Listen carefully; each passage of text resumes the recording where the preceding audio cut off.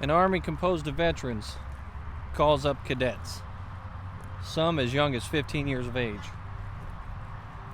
The general, former Vice President of the United States, now fighting for the Confederacy.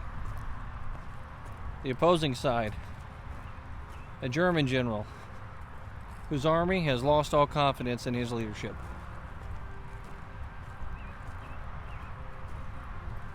A battle whose rate of casualties, 13% in some cases, is higher than such places as Fredericksburg by percentage. And a field that would forever be known for the shoes left behind.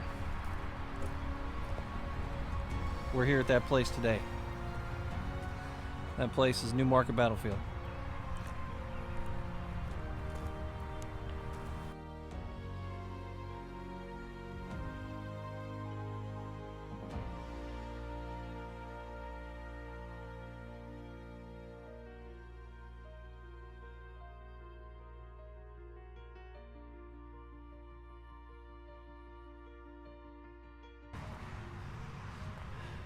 Now, the Battle of New Market was a bloody affair. And even though the forces facing each other were relatively small compared to normal forces on Civil War battlefields at that time, the casualty count was pretty high.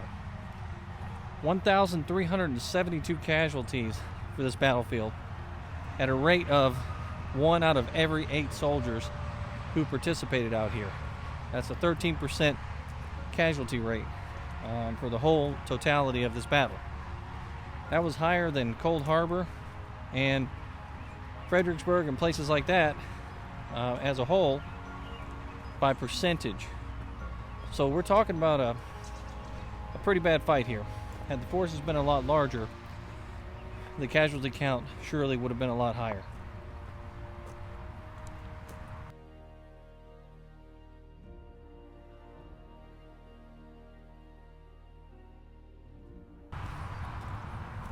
Now, with such high casualty count come stories about those casualties.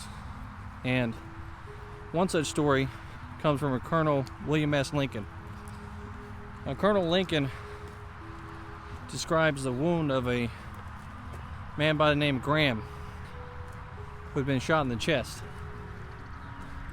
And he said that every time this man took a breath in, that the air that came from the wound ended up whistling, and in his own words, disturbed the dying near him. That's one heck of a way to put it, considering the man's got a hole in his chest and his oxygen is escaping his body. But these are the type of wounds that we're talking about here at this battlefield and many others like it. Especially when you consider the fact that some of the soldiers that fought out here were as young as 15 years old, and the cadets, they weren't seasoned soldiers, and they weren't quite prepared for something like this.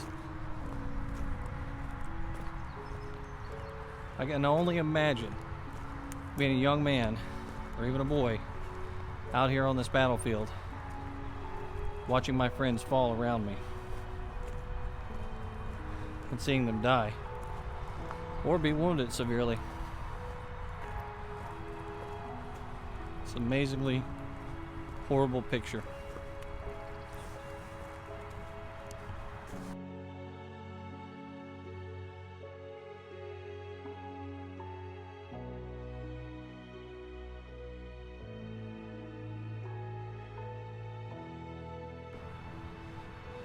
Now let's talk about some of the units that fought out here for the Confederacy at the Battle of New Market. Now you have Eccles Brigade Infantry, which is the 22nd Virginia, the 23rd, and the 26th. Then you have Brigadier General Wharton's Brigade, the 30th, 51st, and 62nd Virginia Infantry, and Virginia Mounted. Then you have unattached commands like Augusta Reserves, Rockingham Reserves, Virginia Military Institute Cadets, and then the 3rd Confederate Engineers, Company E. For the cavalry, we have the 18th Virginia Cavalry, the 23rd, the 3rd Battalion of Mounted Reserves of Company A, and that's under John M. Bowden. And for artillery, we have Major William McLaughlin, Chapman's Virginia Battery, Jackson's Virginia Battery, McClanahan's Virginia Battery, VMI Cadets Artillery Section. So that's that small piece that that the general asked for when he told them to bring up a couple of artillery pieces. Total engaged out here was about 5,125 Confederate soldiers. Killed were 39, and 495 of them were wounded, and 13 missing, presumed dead or wounded. Some of them probably went back home, no doubt. But for the most part, when someone's listed as missing, they've either run off the field or they've died somewhere out here in these woods and they don't know where they're at. So that's what you have out here for the Confederate side, fighting at the Battle of New Market.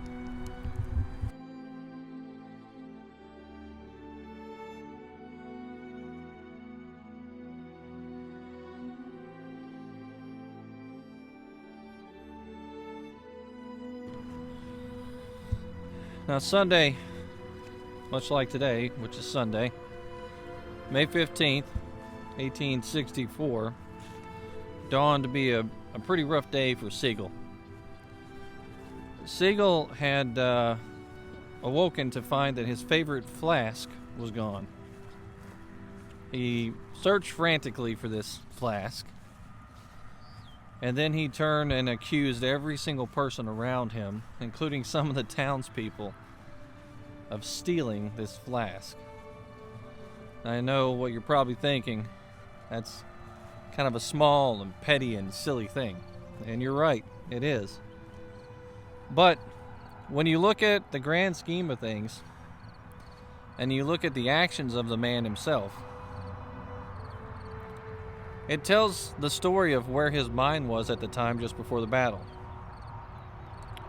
Something that was probably insignificant and wouldn't have been that big of a deal just a few days before is now a disaster for him. Something as small as a flask is a disaster. And the reason why is because he's not prepared to go into battle out here, and he knows that the enemy is coming in full force. And the worst part is, before all of this kicks off, he actually finds orders and realizes what the enemy's going to do. He has them in his hands, so he's a lot like McClellan sitting outside of Antietam. He does nothing. His army's strung out. He's not prepared for a full engagement here, and he wants to get his army up and concentrated again, but that leads to the disaster that he has here in New Market. Now directly behind me here is a trail that I'm going to take that runs down through the wooded area, and hopefully we can get to see some good stuff along the way and talk about the positions that we're at.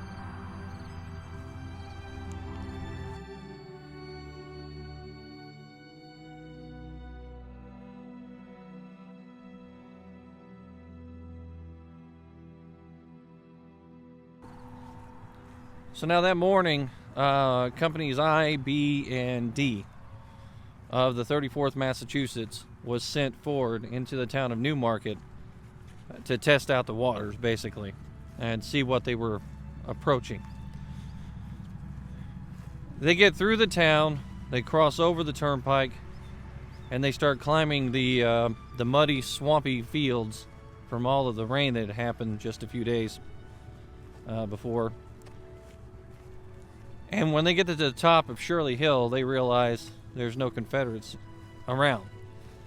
So they report back that the enemy is not there, and that the forces that they expected to see are not, they're just not there to fight.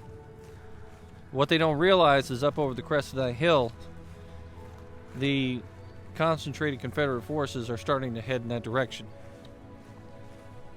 Breckinridge has come up with a plan. His plan is simply this. He's going to send the Confederate cavalry forward, and he's going to start an engagement with that cavalry. The reason being is the cavalry is going to fake an attack, and then they're going to fall back like they're retreating in confusion, and he thinks that Sigel is going to get his blood up, and he's going to pursue that retreat. And when he gets there, he's going to find the Confederate forces concentrated, dug in, and ready to fight. He's essentially trying to trap him into a situation where he can attack his forces and capture as many as possible and kill the rest. The plan sounds pretty sound. It doesn't work out that way, though, because when the Confederates come out here to poke holes in that line that the Union has, Bowdoin finds that the Federals are not in a hurry to pursue. And that's what he reports back.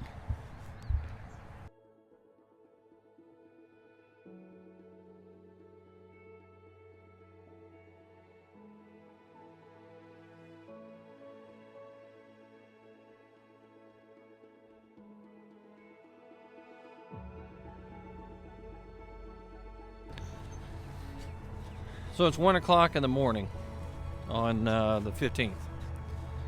That is when the orders are received to break camp for the Confederates and the VMI Cadets to get up, ready to go. And that's what they do. They break their camp, they get on the road, and they start marching in this direction. Now, it's not like the Cadets or the Confederates were getting much rest anyhow. Those cadets were stirring around camp all night. A lot of them very nervous, and they had a good reason to be nervous. You know, they're young men. They don't really know what they're getting themselves into. They're trained to be soldiers, but they're not really soldiers. They're teenagers. They have never been in combat. They've only, in their words, played soldier up until this point. So you can see how someone that's 15, 16, 17, 18 years of age would probably be extremely nervous. And around the campfires that night, some of those cadets were having conversations with each other that the veterans have had to have over the course of the war. One in particular was telling his comrade that he didn't have a good feeling about going into the fight out here, and that he thought that he was going to perish here. And he made him promise that if it did happen, that he would take all of his personal effects and send it back home to his mom. It's kind of chilling. But then again, a lot of people going into combat situations have the feeling that they're not going to make it out. Some do and some don't. For this young man, he didn't make it out. His personal effects were sent back home to his mother after all.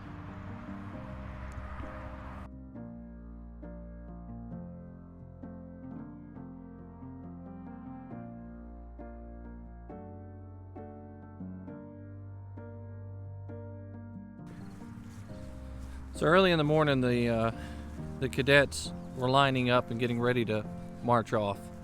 And one cadet remembers that there was a prayer that was being given over the soldiers, and at the end of the prayer, the cadet said that there wasn't a dry eye in the house. To some of those cadets, it was an indication that they were in fact going to get to be involved in the fighting out here, and a lot of them for some reason was worried that they were not going to be allowed to fight. So they're young, they're eager, they're tenacious. They're in an army school, a military academy, and their aspirations are to become soldiers.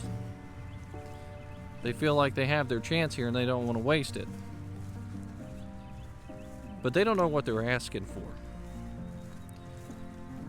Later after the battle, John Weiss and other members of the cadets, people that survived this battle, would write back home and they would tell their family members how unprepared they were and how they didn't realize just exactly how much carnage a battle could unfold. And they would describe scenes of horror from this field, of their buddies being picked up off this field with bad wounds and some of their friends actually dying.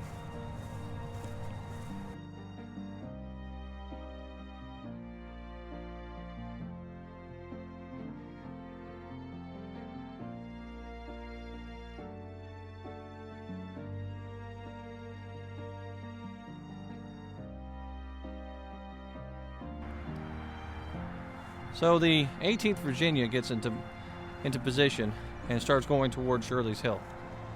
And they run into the skirmishers up there. With Imboden attacking and the 18th attacking, they realize that it doesn't seem like the skirmishers want anything to do with that fight. So they start to make their way back down Shirley's Hill, and then that's when everything starts to happen there.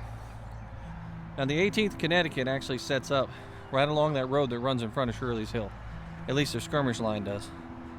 And the Confederates take full advantage of the fact that that high ground on Shirley's Hill has been left unoccupied now. So Breckinridge sets up over there, and he's got a perfect view of the entire battlefield in front of him. Line by line, ridge by ridge, they start forcing their way towards the Bushong farm, and they are able to clear them off of Manor Hill, Indian Hollow, and eventually push them down to the Bushong farm.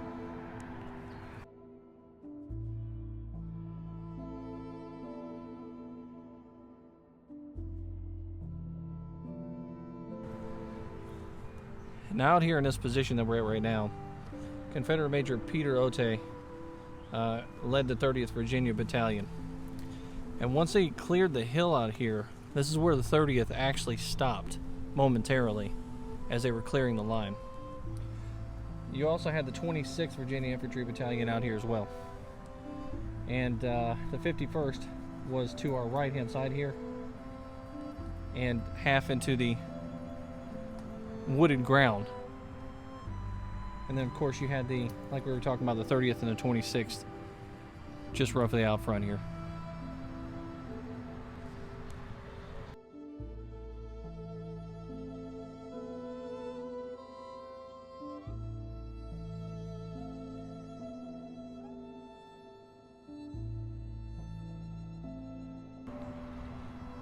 Now currently the position that I'm standing on here is the short-lived Union defenses called Rice's Hill. Now out here, the 18th Connecticut, the 123rd Ohio Infantry Regiments, they tried to make their stand here and stop the Confederates from coming in this direction. And in fact, they were more facing in this direction here. Confederates were coming in from that direction. Union General Franz Sigel withdrew his outflanked troops from Maynard's Hill about 400 yards to my right, and he ordered the two lines here on Rice's Hill to shut down the Confederates. He was also trying to use this to buy him time, essentially, because he wanted to get to the Bushong's Hill. Captain Alfred von Kleiser's battery on the Valley Turnpike was basically in place there and firing towards the Confederates to try to buy some time. The Confederates were close behind them, and the Federals were hardly in line. Union Colonel Augustus Moore reported that when the rebels heralded their advance by their peculiar yell and advanced in two strong lines by far overlapping our own, one Federal said, as the Confederates appeared over the eminence, we had lately occupied Manor Hill. They poured in upon us such a storm of shot and shell, so thick that very air seemed alive with bullets. Many Federals were hit out here in this position. After they were done with this position here and had to fall back, you essentially see them moving off in this direction over here. Right out there is what sets up that dramatic charge and fight from the VMI Cadets. The entire time, they're standing by waiting to get into the fight. And eventually, Breckinridge calls in the cadets. And he says, may God have mercy on his soul for making that call.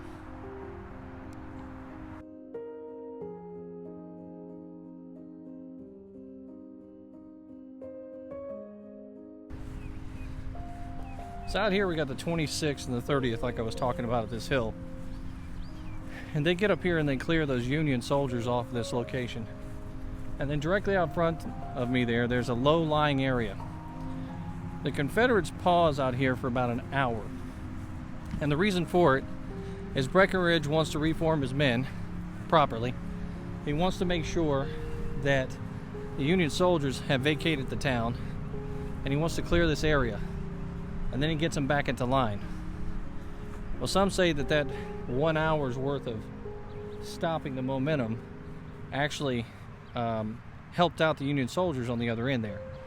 But you couldn't tell the Confederates that, because when they pushed off from here in that low-lying area near Indian Hollow at about 2 p.m., the fight was on in earnest, and they were aggressive the entire way, all the way towards the Union soldiers, directly in my front, towards the Bushong farm.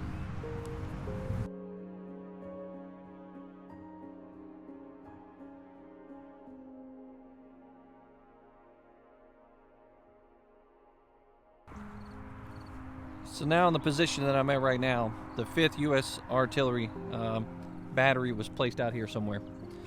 And the Confederates had pursued the Federals up to this point and pushed them all the way back here, just somewhere over this crest. The smoke was so thick out here, however, that the Confederates didn't realize that battery was out here by itself. And for a short moment in time, that artillery battery was able to fire in rapid succession and slow down the Confederate advance, and that smoke that clung to the field concealed the fact that they were alone. So that saved them out here. Also, stretching across this position, off and to my left-hand side, directly out in this direction here, there was cavalry put in place that was supposed to swing around and try to counterattack and hit the right flank of the Confederate Army and drive them back, which was not successful.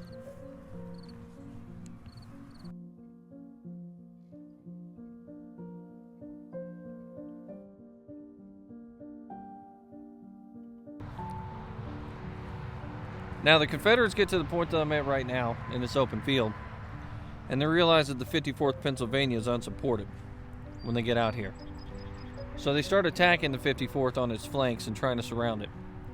But the 54th is able to retreat and get into a defensive position with other units that are out here. Directly in front of me there, over on top of the hill, you're able to see the 54th monument that's placed out here on the field. And I'll turn around so you can see that. That's right back there. Now, that monument was in control or in possession. Pennsylvania, the Commonwealth of Pennsylvania, was in possession of that monument for a long time. But eventually, they turned the possession over to Shenandoah, who now maintains it and keeps it for all time.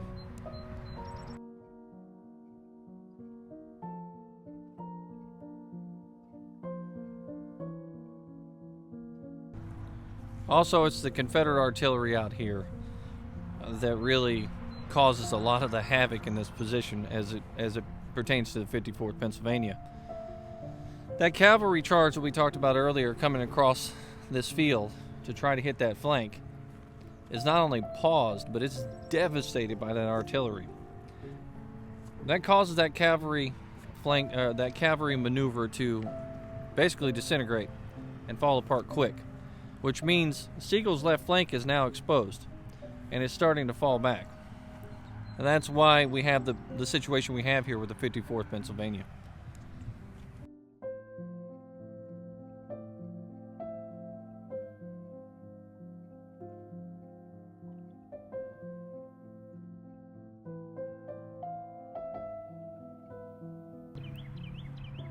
So I'm now standing in that hollow that we were talking about earlier. After the cavalry from the United States Army failed in their attempt to attack the flank of the Confederate Army, and the attacks on the infantry failed, the men were down here in this hollow where I'm at right now. And these Confederates were pretty much obscured from the views of their federal opponents. You can see behind me here just how much of a hill this is. If you go up to the top of that hill, you can see that it swings back down a little bit, and then there's another hill that pokes up over top, but it's not so high that it can see over top of this hill.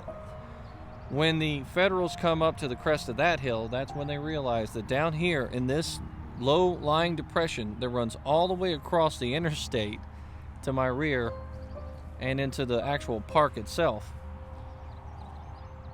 this depression and the smoke and the confusion of battle is what gives the advantage to the Confederates that are sitting here waiting on the 54th Pennsylvania to get to the top of that hill. And they're down here organized, ready to go. And the 54th comes marching up right there to the crest of that hill. It's almost as if you can see them right now just by looking at the top of that hill.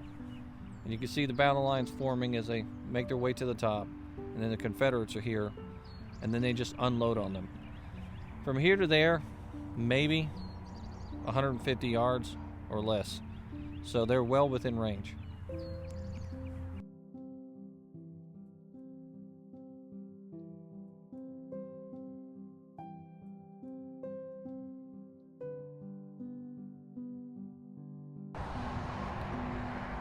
Now looking out over the ravine in front of me here, where the fight took place, it's a pretty fantastic view. It's amazing. It is interrupted by the sounds to my left here from the interstate, but it's very easy to kind of imagine the battle formations from here. Now, I'll read to you something that was written by one of the men that fought out here in this position. Colonel George Smith, commanding the 62nd Virginia, remembered Captain Conrad Currents, G Company, 62nd Virginia, was killed trying to grab his colors. Of the 11 companies making up the regiment, 7 lost their commanders. 100 out of 142 men were lost in this ravine. The fire was the hottest I was ever under. Now I'll turn around here so you can see the ravine again. You see what I'm talking about.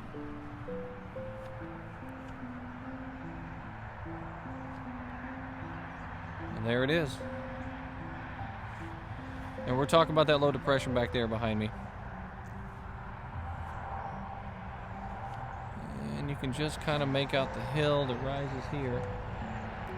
If you look there at that hill, just up over the top there, you can kind of make out the Pennsylvania Monument from here as well. And that's the 54th Pennsylvania.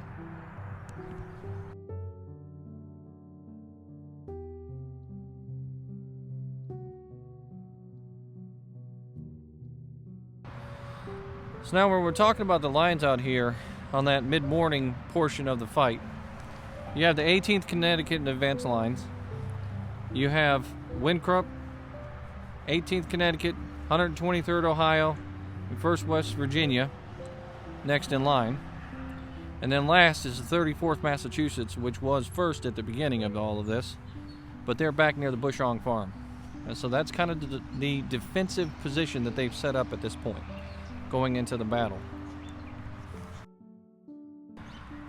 So now facing those Federals going into this battle, you have the 30th Virginia, the 51st, Woodson's, and then 62nd Virginia and Imboden, all the way off to the right-hand side.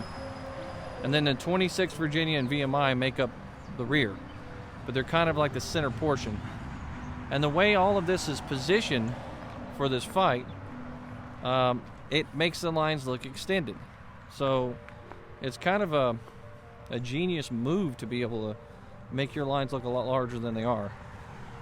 A lot of that was used during the war, but here at this particular battle, it ends up It ends up making the Federals out here believe that they're facing a force that is much larger than they're actually facing. The Federals actually outnumbered the Confederates out here. In some instances, some say 3-2, some say as many as 2-1, 3-1, but it's a large number of men that the Federals have. And quite frankly, the failure in their leadership is the reason why they failed to win this battle. It's not necessarily being outmaneuvered and outflanked and beaten off these fields, as much as it is they beat themselves off these fields.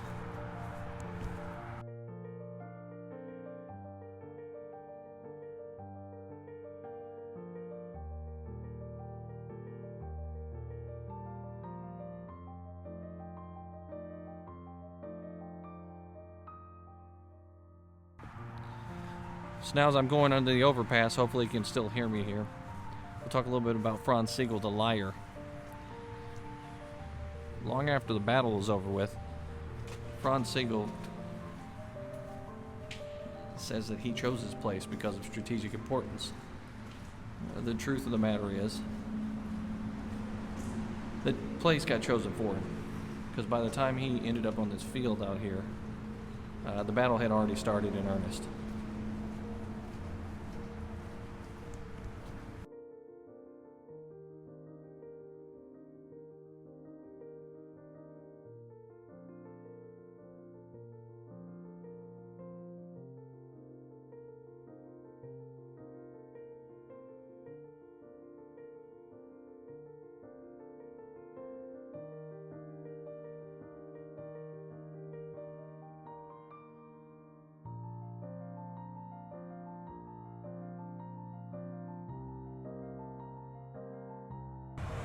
So now if you've never been out here to this field before, that entrance there just over my shoulder, that's how you get from one side of this battlefield to the other on foot.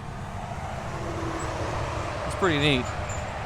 It passes right underneath that busy interstate, and then right in the center of it all, there are some see-through plates, some clear plates where the skylight comes in.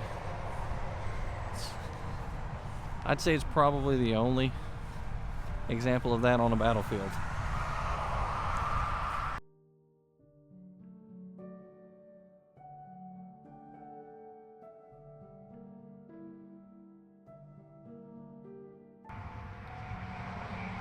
I'm in a place out here on the battlefield, and there's a sign and a monument here, which is one of only 2 monuments placed out here by the veterans, according to the sign in front of me, and it's for Woodson's Missouri Cavalry at the Battle of New Market.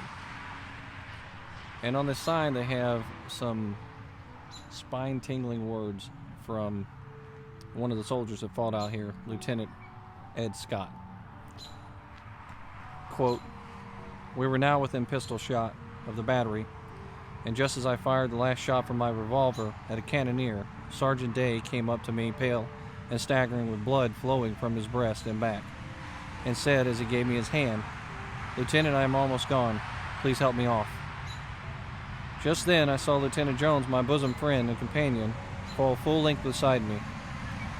I was struck at the same time in the arm with a fragment of shell. I assisted Will Day a few steps to the rear and laid him down. He would soon be dead. I spoke, but he answered not.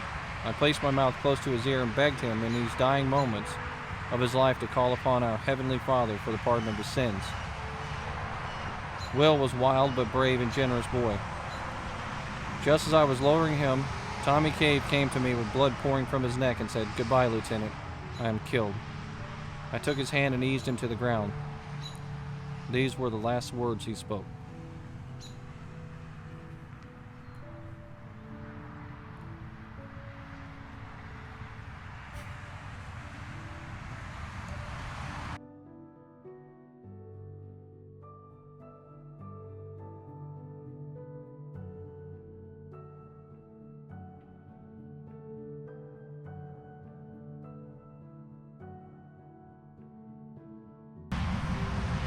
Now, Woodson's company of Virginia Cavalry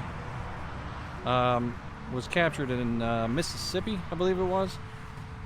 And they end up out here because they were captured and exchanged at City Point. And eventually, they are commissioned to come out here as part of the Army in the Valley. That's how they make their way out here to New Market. So they had a very long and crazy journey that ends up out here. It also ends up with a lot of them injured or dead at this battle.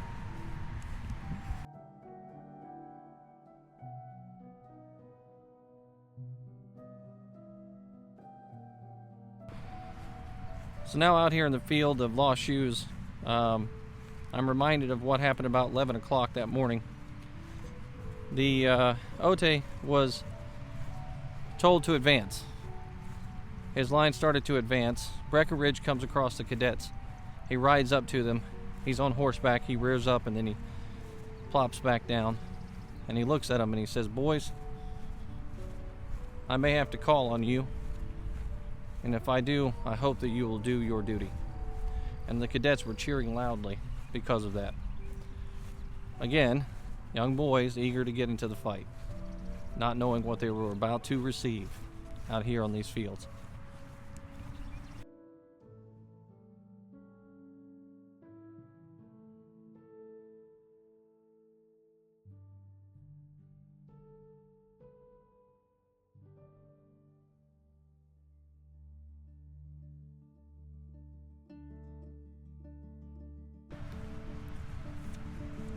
So now we're walking out through what was called the Field of Lost Shoes. I wanted to make sure to turn the camera around and point you in the direction of that field, because this is the path that's directly in the center of the line, and this is where the VMI cadets would have come through and lost their shoes. Not only did VMI cadets lose their shoes out here, other soldiers lost their shoes as well, because this was a wheat field at the time, and the days leading up to the battle saw a lot of rain out here. It's kind of like what it was the last couple days here in New Market. That rain, coupled with thousands of soldiers trampling across this field, pretty much made it unrecognizable as a wheat field. It was a muddy bog.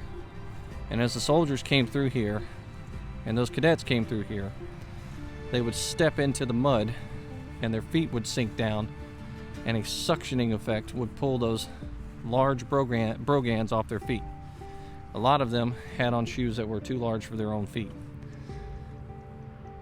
This is where it all happened. The Field of Lost Shoes. So somewhere out here on the fields just behind me, near Manor Hill, with the 18th Connecticut, Joe Abbey was a soldier in that army. And he was laying down on his face in the prone position like he was supposed to, when something slid across his back and hit him. When he got hit, he had to be brought back to the rear to get helped because he was bleeding from his backside. Well, that's usually a sign of someone retreating. At least that's the way the other soldiers take it. And of course it was brought to his attention that somebody had to be from a hot air balloon to be able to hit him squarely in the back like that, laying on the ground. He wasn't a fan of the candor. And so they quickly try to help him off the field, and they tell him to go to the rear. And out of confusion and frustration and probably shock from being shot, he yells back at his officer, "Where the hell's the rear?" That's it's pretty funny. It's terrible at the same time, but it's pretty funny that he's so out of it. He's standing in his lines, he doesn't know where the rear is. But the soldiers, being that blunt with each other, even when it looks like the wound is pretty bad, making light of the fact that he's laying on the ground and he was shot in the back. That's I don't know. It's very soldierly of them.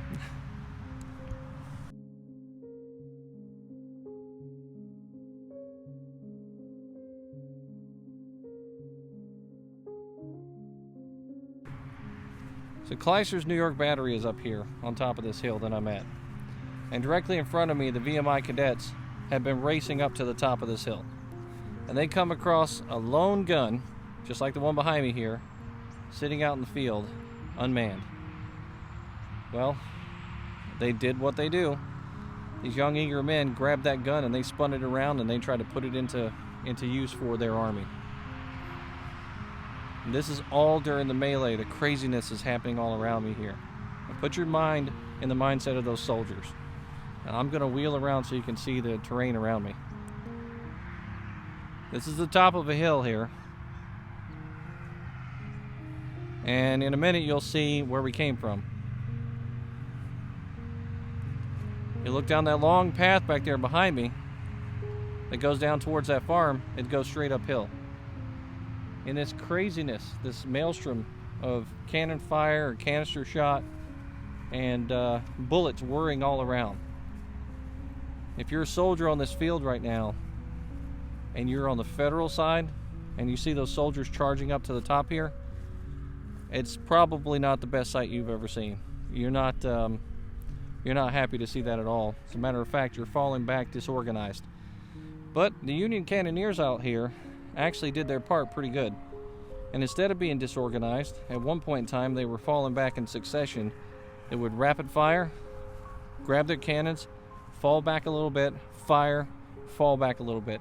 And realistically, that's what actually saved the Federal Army from being captured out here and getting across the bridge, across that river. Because had it not been for that, that bravery, the tenacity of those cannoneers and the leadership, they would have been surrounded and captured before they got to that water.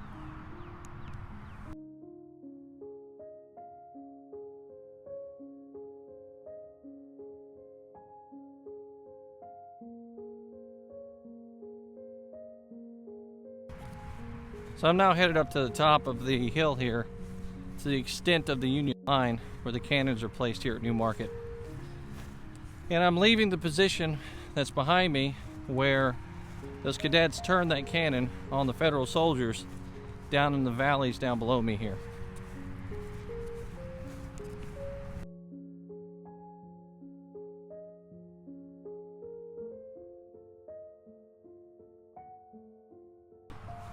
So the Federals line extends from the top of this hill over here.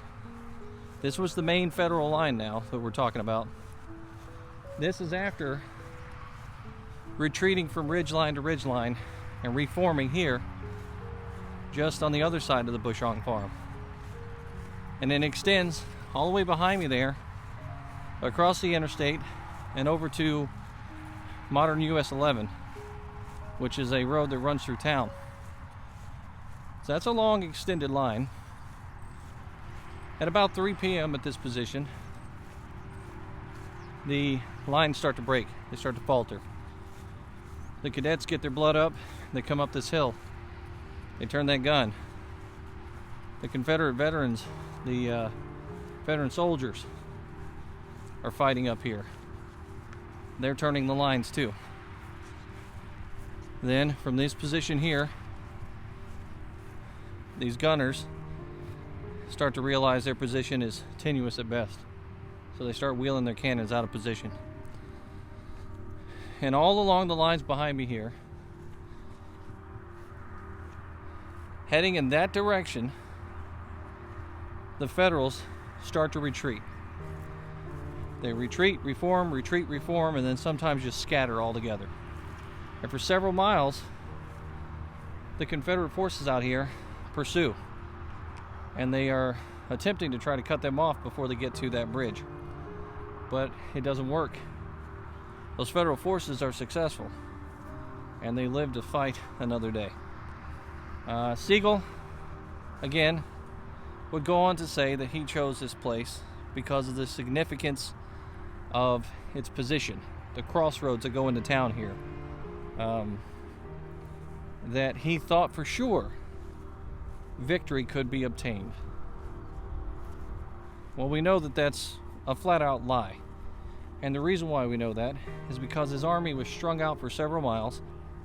Sigel doesn't get into town until after the general engagement has already started. He doesn't really seem to have a plan, and there's conflicting information coming from his supporting officers and staff that were with him at the time. And then again, it could be because he pissed off so many people leading up to that battle that they really just don't want to support him and his theories. So there have been plenty of other generals in the United States Army that failed to do their duties when they were in the heat of battle, but they had plenty of support around them to make them seem like they did what they were supposed to do. But he lacked support for sure. But if you look at the battle tactics and the things that happened out here, you do realize that he shows up to the field a little too late, and the fight's already started. So for him to choose this place as the battleground, it's just not true. Breckinridge and the Confederate Army ends up choosing this place as a battleground because they know it's time to strike. But then, again, a lot of the written reports are done in hindsight, and that's after the battle's over. No one will ever really know what went through the minds of the leadership out here on both sides of these armies.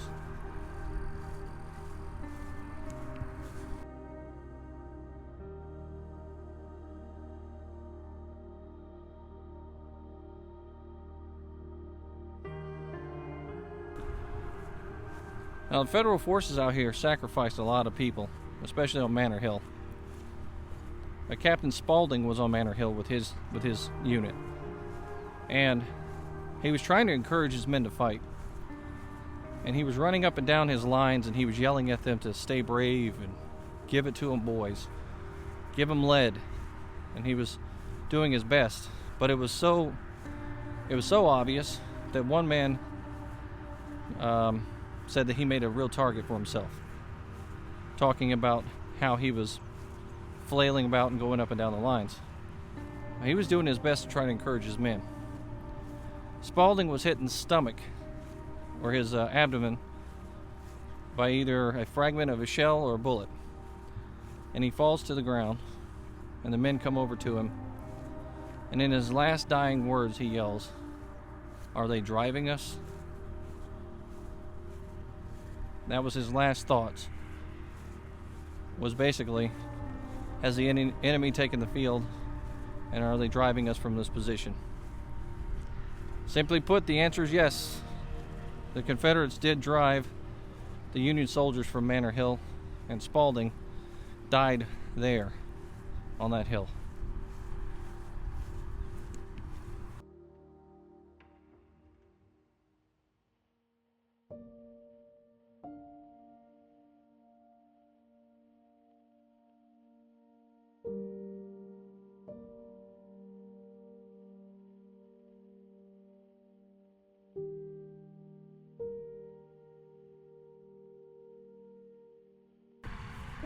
So now, after that fight over there at the hill that we were talking about, Sigel orders more back, and he starts ordering the lines back here towards Bushong Farm.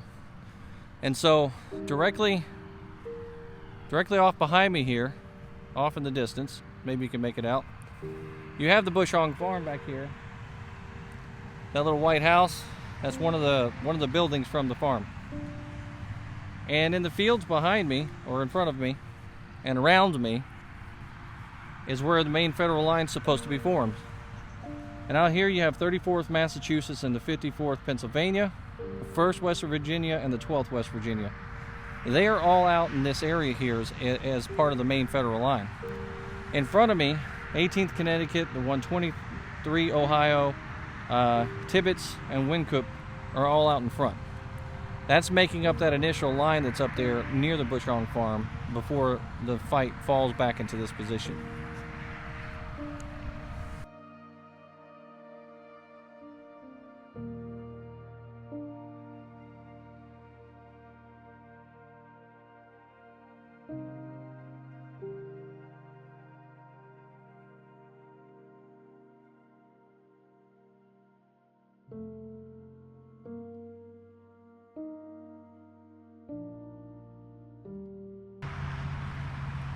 Now, this war has its twists and its turns.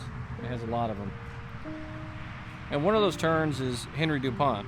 Now earlier we talked about how the cannons were leapfrogged backwards in an effort to slow down the Confederates and to allow the Federals to get across that bridge across the water. Henry DuPont was in charge of that unit that did that. And later at Cedar Creek he would receive a Medal of Honor. But it wasn't for this, it was for his actions at Cedar Creek. In June of 1864, however, the United States Army, the leadership at that time, decided that they were going to burn the village of VMI.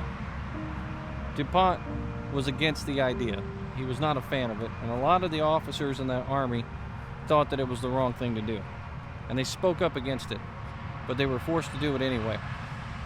Later on, DuPont would be able to try to make that right.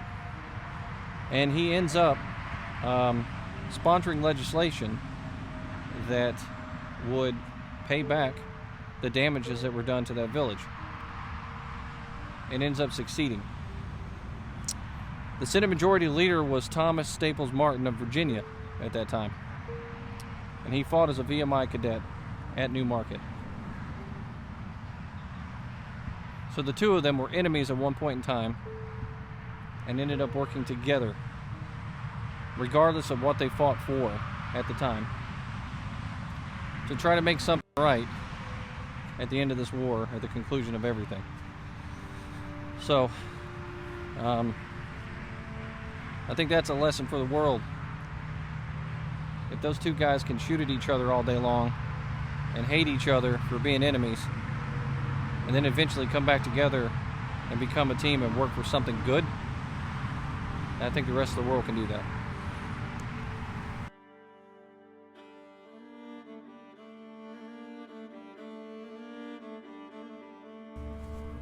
Now the Bushong family has been around this area for a long time. And they were just farmers out here in these fields, and it's been quiet pretty much up until the point of this battle. There's been a couple skirmishes and some things that happened near here, but nothing to the level of the Battle of New Market.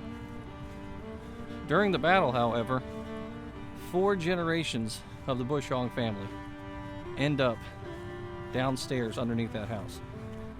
And they're clinging to the hope that they don't end up dying as a result of this battle. Small children, all the way up to elderly people, are in that house. If you put yourselves in their shoes, you're a non-combatant, and battle's happening all around you, and it sounds like thunder is raining down on your house. Just imagine the kind of fear your children would have as you're sitting in that house. Eventually the battle's over with, and his fields are littered with dead and dying.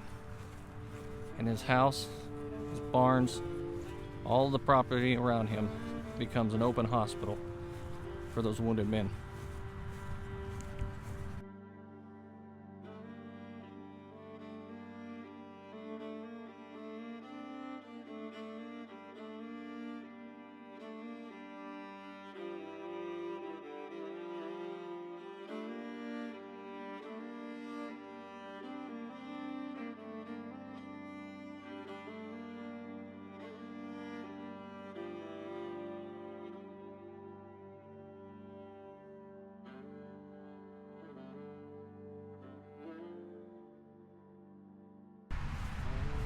Now, there's no shortage of bravery and heroism out here on these fields of battle, in any of these fields of battle.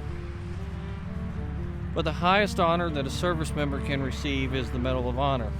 And a lot of those Medal of Honors are given after the member has died.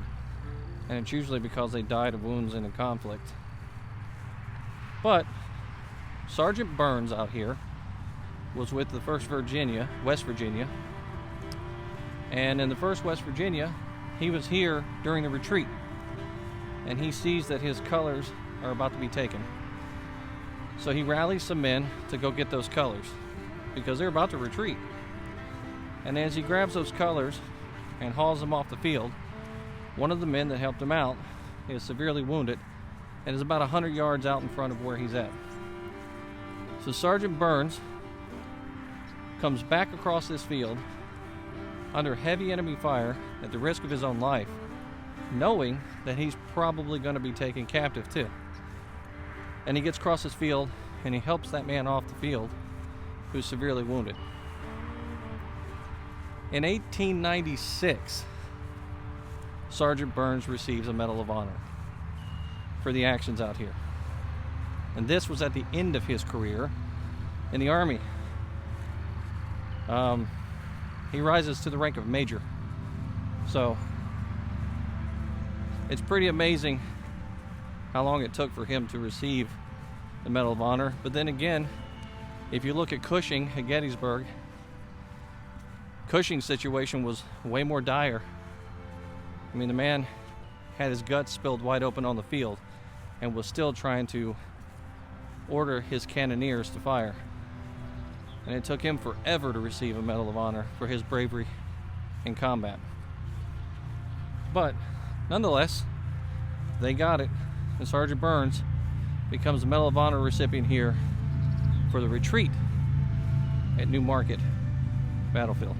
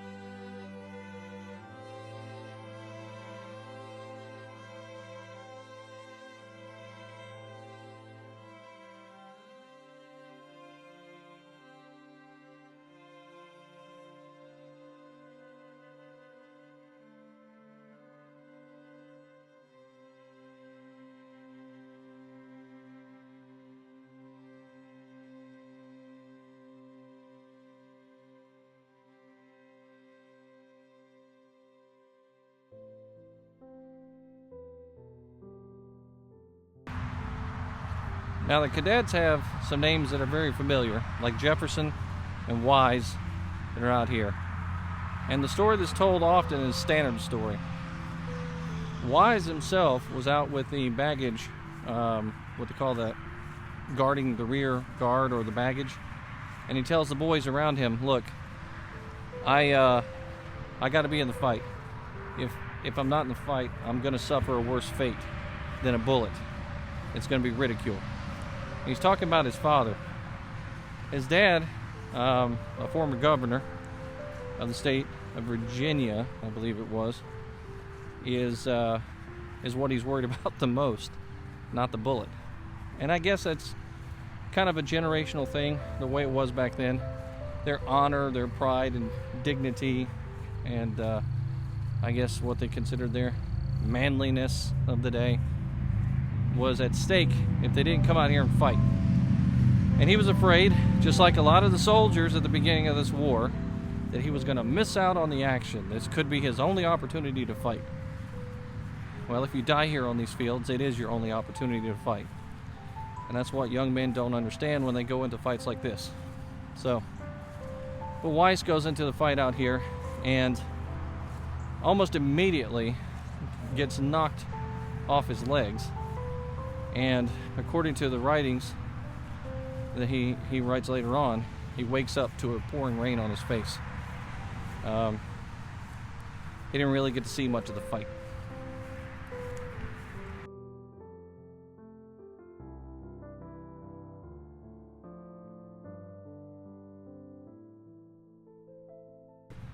Well, as I cross the field of lost shoes here in New Market,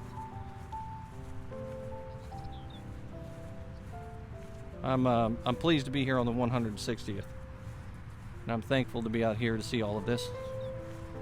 I couldn't think of a better place out here to really close this video out, and I hope you all enjoyed the tour around the field. I know that I can't cover it 100% the way it should be covered in just a short period of time, but I tried to do my best with it, and I hope you saw everything you wanted to see.